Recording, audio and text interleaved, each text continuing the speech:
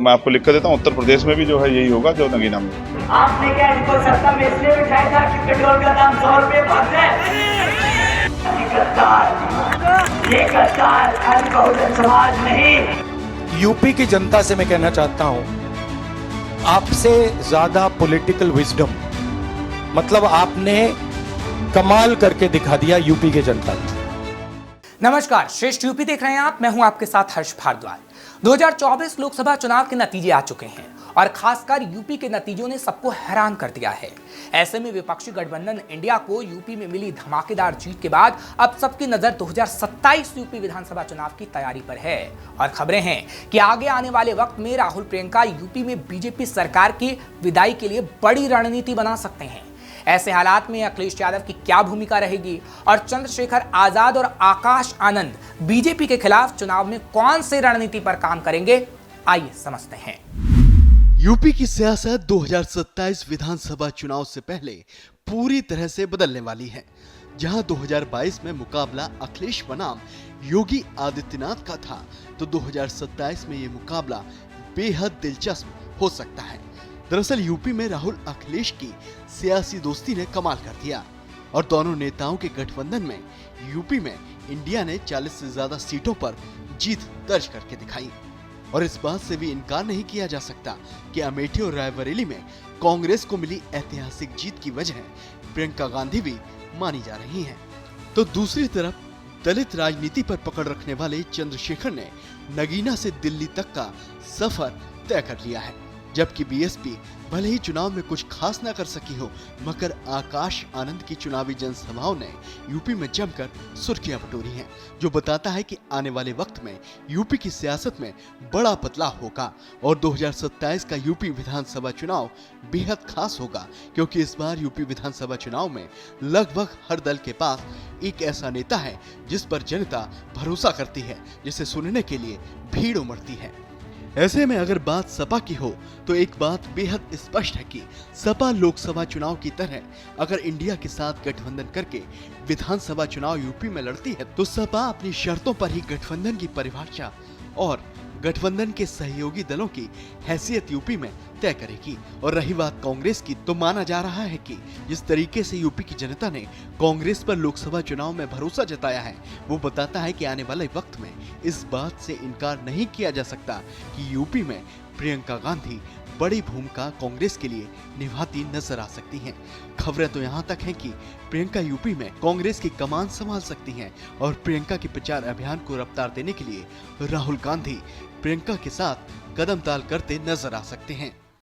UP की जनता से मैं कहना चाहता हूं, आपसे ज्यादा पॉलिटिकल विजडम, मतलब आपने कमाल करके दिखा दिया। यूपी के जनता ने कमाल करके दिखा दिया। नहीं, बहुत सारे स्टेट्स ने कमाल करके दिखाया, मगर बीजेपी यूपी ने हिंदुस्तान की राजनीति समझकर, कॉन्स्टिट्यूशन पर खतरा समझकर उत्तर प्रदेश ने कॉन्स्टिट्यूशन की रक्षा की है। और मैं सब स्टेट्स का धन्यवाद करना चाहता हूं, मगर उत्तर प्रदेश को मैं स्पेशल कहना चाहता हूं, आपने कांग्रेस पार्टी का, इंडिया गठबंधन का समर्थन किया। बहुत बहुत धन्यवाद। कांग्रेस की तैयारी पूरी है, तो दूसरी तरफ अगर जिक्र चंद्रशेखर का हो, तो चंद्रशेखर ने नगीना में लोकसभा चुनाव जीतकर बता दिया कि वो सिर्फ बातें नहीं करते, उनके साथ दिखने वाली भीड़ सिर्फ हवा हवाई नहीं है, बल्कि उनका भी जनाधार है और वो दलितों से जुड़ी यूपी की राजनीति पर अपनी छाप छोड़ने के लिए मजबूती से आगे बढ़ रहे हैं। दलित वोटर्स उन पर भरोसा जता रहे हैं और नगीना के परिणाम कुछ ऐसे ही रहे हैं। तो जनता गठबंधन था, जनता ने आशीर्वाद दिया और ये आशीर्वाद मैं जनता से अपील करूंगा, अगर वो इस आशीर्वाद को, इस समीकरण को, बहुजन समाज का समीकरण, दलित, पिछड़े, मुसलमान, आदिवासी, किसान जातियां, अगर इस समीकरण को मेरे साथ खड़े होकर आगे बढ़ा दें, तो मैं आपको लिख कर देता हूँ, उत्तर प्रदेश में भी जो है यही होगा जो नगीना में होगा। चंद्रशेखर बड़ी उड़ान के लिए तैयार हैं, तो वहीं तैयारी बीएसपी के खेमे में भी हो चली है और पार्टी की रणनीति को धार देने की कवायद तेज हो गई है। दरअसल खबरें हैं कि जिन आकाश आनंद को मायावती ने चुनाव के बीच में ही घर पर बैठा दिया था, उनके पद को उनसे छीन लिया था, उन्हें एक महज कार्यकर्ता तक सीमित कर दिया था, वो आकाश आनंद आने वाले वक्त में बीएसपी के पोस्टर बॉय भी बन सकते हैं, क्योंकि अब मायावती के पास खोने के लिए कुछ खास बचा नहीं है। जबकि चंद्रशेखर आजाद अपनी जीत से इतने उत्साहित हैं कि वो यूपी में दलित राजनीति की अगुवाई करने के संकेत भी दे रहे हैं। ऐसे में चंद्रशेखर दलितों के मसीहा न बन जाए और उनको वक्त रहते रोक लिया जाए, इसलिए बीएसपी को कुछ बड़ा ही करना होगा। या तो मायावती को जमीन पर फिर से पुराने वाले दौर की तरह एक्टिव होना पड़ेगा, या फिर अपने संगठन में ऐसे नेताओं की तलाश करनी होगी जो जमीन पर जाकर पार्टी के कार्यकर्ताओं को एकजुट कर संगठन को खड़ा कर सकें।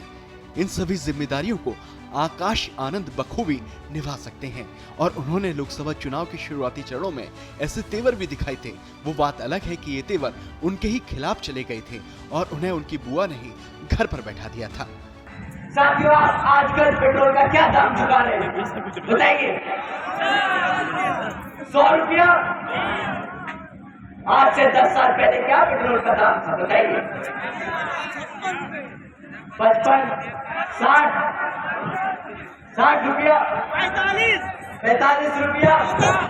तो 10 साल में क्या आपने क्या इनको सत्ता में इसलिए बिठाया था कि पेट्रोल का दाम 100 रुपये भाग जाए? ये गद्दार खाली बहुजन समाज नहीं, ये अपने खुद कौम के गद्दार हैं साथियों। बीएसपी भले ही लोकसभा चुनाव में कुछ भी करके ना दिखा सकी हो, मगर आकाश आनंद जब तक भी चुनाव में दिखाई दिए, जनता उनकी बातों को सुनने के लिए उत्साहित नजर आई। मगर अभी आकाश आनंद बैकफुट पर हैं, तो दूसरी तरफ चंद्रशेखर माहौल बनाने में जुटे हुए हैं। खबरें तो ऐसी भी चल रही हैं कि चंद्रशेखर या तो यूपी में अकेले चुनाव लड़ेंगे या फिर राहुल प्रियंका के साथ गठबंधन कर लेंगे, और सब कुछ सही रहा तो इस गठबंधन की अगुवाई खुद अखिलेश यादव कर सकते हैं। लेकिन अगर ऐसा होता है कि यूपी में विधानसभा चुनाव इंडिया के बैनर तले लड़ा जाता है और अखिलेश, राहुल प्रियंका, चंद्रशेखर एक मंच पर एक साथ नजर आते हैं, तो एक बात स्पष्ट है कि अखिलेश यादव ही यूपी में इंडिया के सीएम फेस होंगे। और अगर इस बात पर सहमति गठबंधन में नहीं बनती है, तो फिर राहुल प्रियंका की अगुवाई में कांग्रेस खुद अकेले भी चुनाव लड़ सकती है। और ऐसे हालात में चंद्रशेखर के रुख पर सबकी नजर रहेगी, क्योंकि चंद्रशेखर की पार्टी सभी सीटों पर यूपी में चुनाव लड़ने की अभी क्षमता नहीं रखती, चाहे चंद्रशेखर भले ही कितने बड़े दावे कर लें। तो ऐसी परिस्थिति में उन्हें अखिलेश यादव या फिर राहुल प्रियंका में से किसी एक को चुनना होगा, क्योंकि मायावती और चंद्रशेखर की राजनीति दलित वोटर्स पर टिकी हुई है। तो ऐसे में मायावती और चंद्रशेखर एक साथ कभी नहीं आ सकते।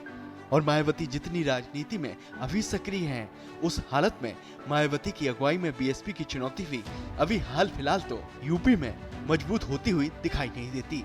तो ऐसे हालात में संकेत स्पष्ट है कि मायावती को संगठन में बदलाव करना ही होगा और आकाश आनंद या फिर बीएसपी के अन्य नेताओं के जरिए पार्टी को जमीन पर मजबूत करना होगा। बहरहाल ये सभी अभी मात्र अटकलें हैं, लेकिन सच यही है कि राहुल प्रियंका की नजर अब यूपी पर है।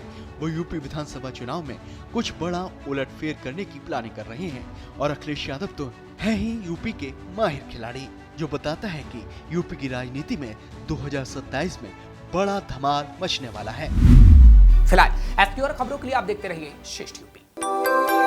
यूपी की हर खबर देखने और उनसे अपडेट रहने के लिए हमारे चैनल श्रेष्ठ यूपी को सब्सक्राइब और लाइक करें। साथ ही बेल आइकन को दबाना ना भूलें, जिससे हमारे हर वीडियो की जानकारी आप तक पहुंचती रहे।